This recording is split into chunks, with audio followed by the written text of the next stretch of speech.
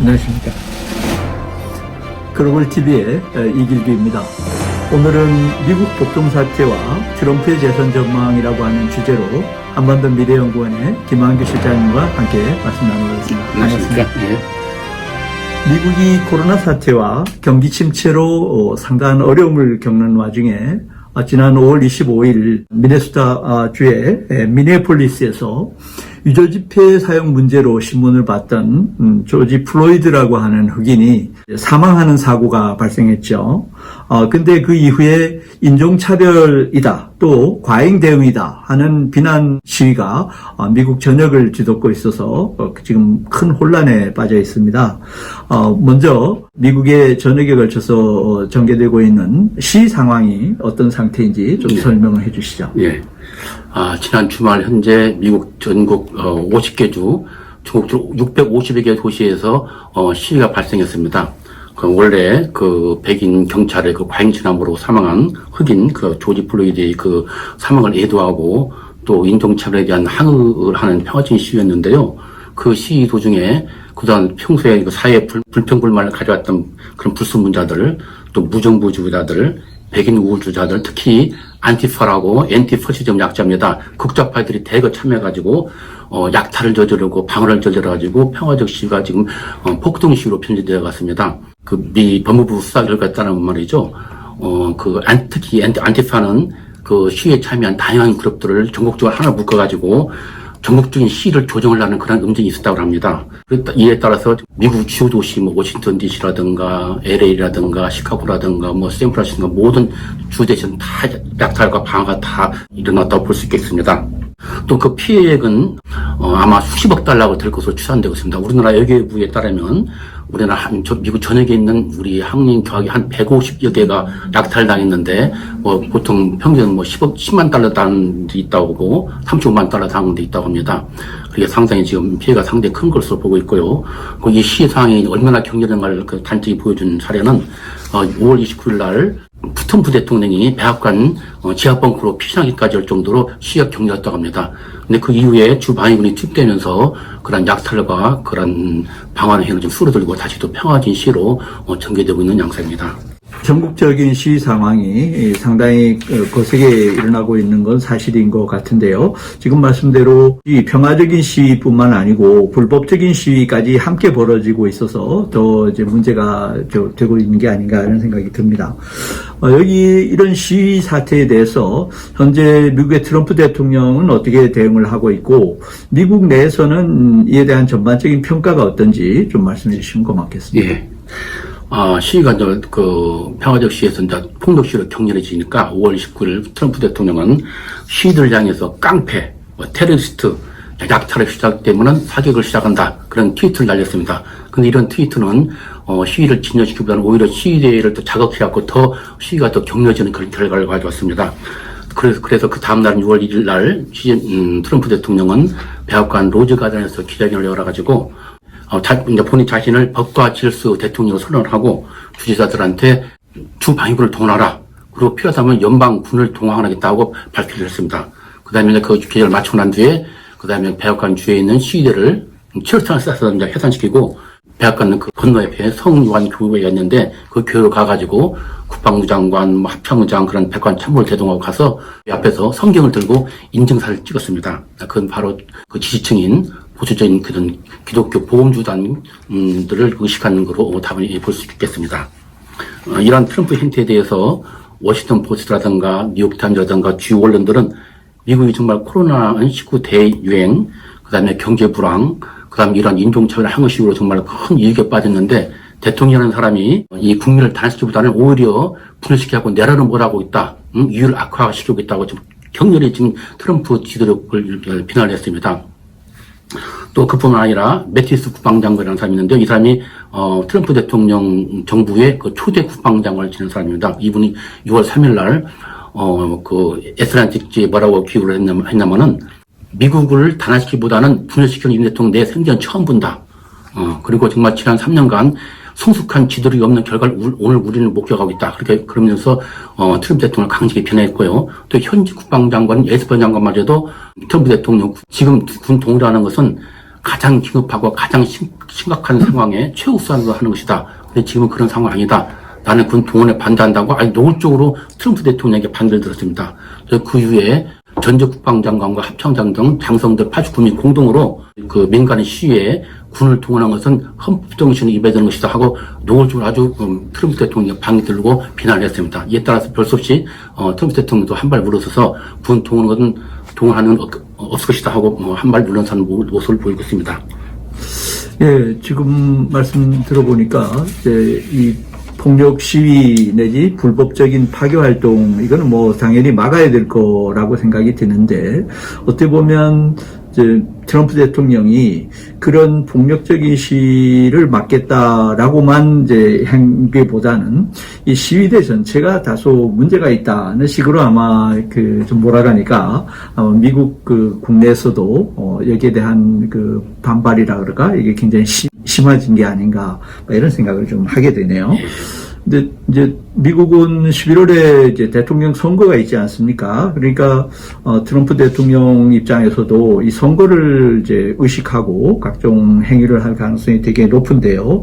현재 미국의 대선을 앞두고 미국 시민들의 어떤 선거에 관한 어떤 태도라 그럴까요? 뭐 관련된 여론조사 결과라든가 뭐 이런 것들을 좀 소개시켜 주시면 고맙겠네요. 네, 코로나19 전염 때부터 지금까지 경제랑 불안까지 겹치고 이번 시위대에서 트럼프 대통령에 대한 여론조사 결과는 아주 바이든 민주당 대선 후보 확정자보다도 훨씬 뒤지고 있습니다.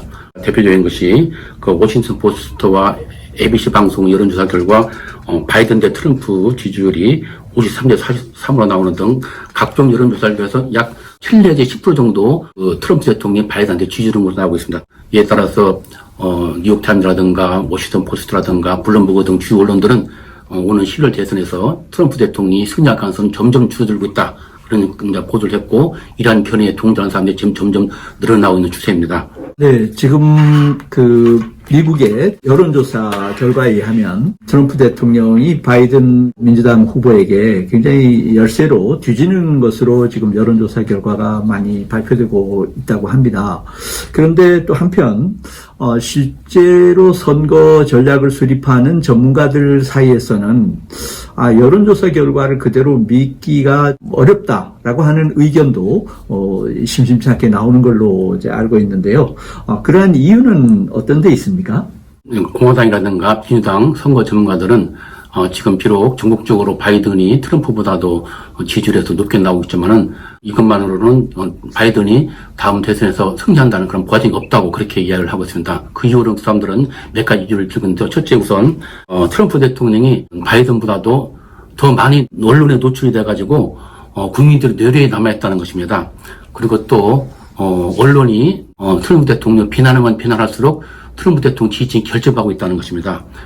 그리고 또 이 백인 보수층들은 거대한 이게 딥스테이트라고 하는데요. 딥스테이트 일원인 거대한 언론 카르텔이 보수적인 의견을 갖다가 감시하고 무시하고 있다고 생각하고 있는데 트럼프 대통령이 계속 트윗을 날리는 것도 거대한 언론 카르텔의 그러한 무시 그런 행위를 피하기도 하는 것이다. 그렇게 생각하면서 점점 트럼프 대통령에게 어떤 동요하는 현상이 벌어지고 있다고 합니다. 평화적 시위가 점점 약살과 방어로 폭력 시위로 변절해 가면서 특히 정치에 관심이 없는 교회 거주 백인들인 이 사람들 보통 대학 이상을 졸업한 고학력 백인 보수층들입니다. 이 사람들이 트럼프를 어떻게 생각하냐면은 트럼프 대통령이 법과 질서를 확보해서 폭력으로부터 미국인을 보호하려는 그런 강력한 대통령이다라고 인식하기 시작하고 있답니다. 실질적으로 주 방위군이 배치된 뒤부터는 폭력행위, 약탈행위가 줄어들어가지고 소규모 상인들, 자영업자들이 굉장히 반성을 하고 있답니다.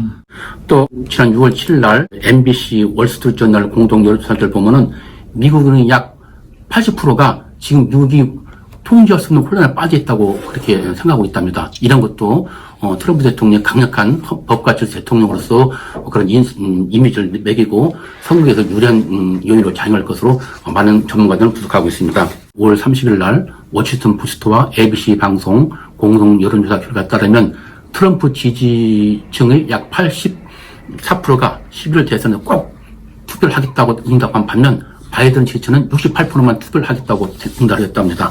이것은 바로 트럼프 지지층이 그만큼 결정력이 강하고 트럼프에 대한 충성심이 강하다는 것을 의미합니다. 이런 것도 실질적으로 그 선거 투표에서 트럼프에 유리하게 당할 것으로 지금 전문가들은 분석하고 있습니다. 또한 더 광범위하게 좀 미국인들의 반중 정서가 형성되어 있는데요. 이것을 노려가지고 지금 트럼프 대통령이 지난 오바마 정부 때 바이든은 그 친중 행태를 갖다가 다 수집을 해서 친중주자로 몰아나면서 그동안 미국을 뜯어모았던 중국은 지금 바이든이 대통령이 당선되기를 몹시 바라고 있다. 만약에 바이든이 대통령에 당선된다면 중국은 계속 미국을 뜯어먹을 것이다. 라고 이렇게 계속 그렇게 주장하고 있는데 그것이 또 의외로 또 국민들 사이에 먹혀 들어가고 있답니다.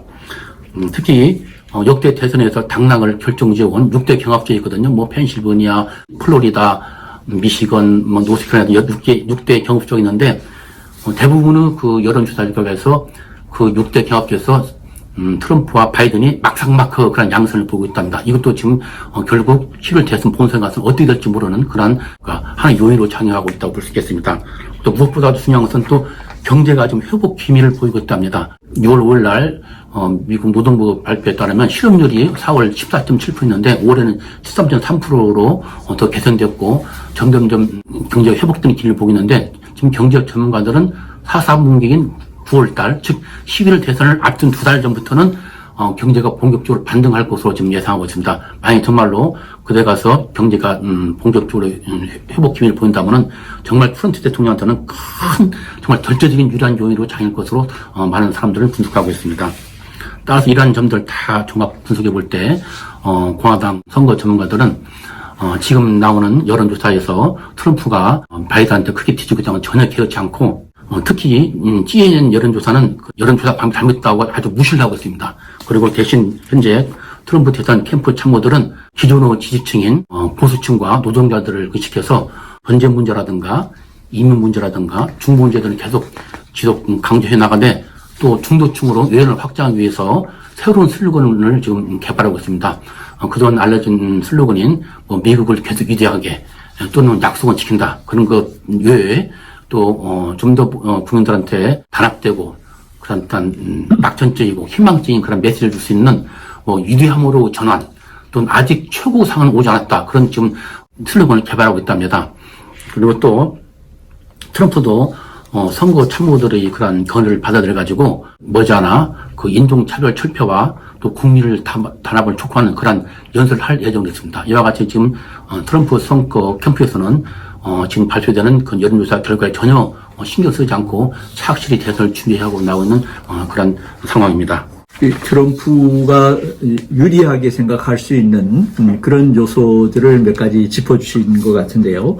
저도 이제 미국의 결국 유권자 백인이냐 흑인이냐에 따라 갖고 선거 성향이 많이 좌우되지 않습니까? 근데 역시 미국 인구 분포상 백인이 한 60% 정도 되고 흑인은 한 13% 정도밖에 안 되고 물론 이제 중남미 계통의 그 사람들이 좀 유색인종으로서 이제 바이든 쪽에 좀 더 가깝습니다만은 어쨌든 그래도 백인 지지층을 결집시킨다라고 하는 게 이제 트럼프의 대선 전략의 중요한 부분을 차지할 수 있고요.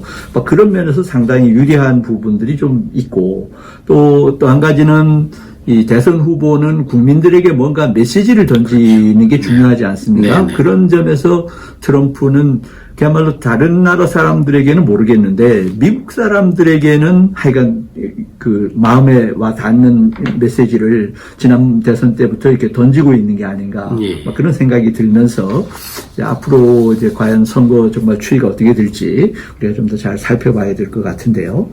그런데 지금 말씀드린 그런 관점에서 볼 때에도 그 민주당의 그 바이든 후보는 사실 눈에 띄는 그런 그 모습을 잘 보여주지 못하는 것 같습니다. 그런 그 배경이라든가 그런 부분에 대해서 좀 설명해 주시죠. 예. 선거 전문가들의 분석에 따르면 바이든의 가장 큰 약점은 트럼프 실수의 반사 이익만 누리고 있고 국민들에게 깊은 인상을 줄 수 있는 독자적인 메시지가 없어서 지지 확정에 한계가 있다는 점입니다. 바이든 지난 6월 2일 고향 필라델피아 그 시청 앞에서 이번 시위 사태에서 연설을 했는데 그 연설에서도 국민들한테 어떤 깊은 인상을 전달하지 못하고 트럼프 대통령의 지적을 비난하고 경찰 개혁을 요구하는 그런 일반인도 할 수 있는 소리를 해가지고 바이든 대선 참모들이 상당히 우려를 하는 그런 모습을 나타냈습니다.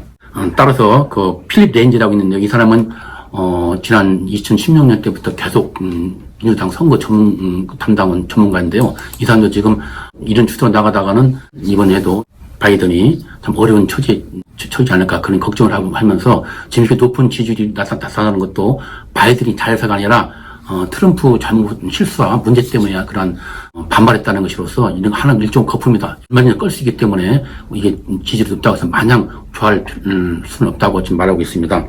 바이든은 그 대선 팀 참모들은 어떤 바이든 보고 좀 소극적이고 너무 점잖만 하지 마시고 좀 적극적으로 나서는 모습을 보여주려고 좀 거론하고 있습니다. 지난 6월 9일 날 흑인 그 플로이드 장례식에도 바이든이 동영상을 보내서 그 유족들 위로를 했는데요. 그것도 바이든은 자신의 아이디어가 아니라 이 캠프 참모들이 건을 한 것을 마지못해 수행해서 한 것이랍니다.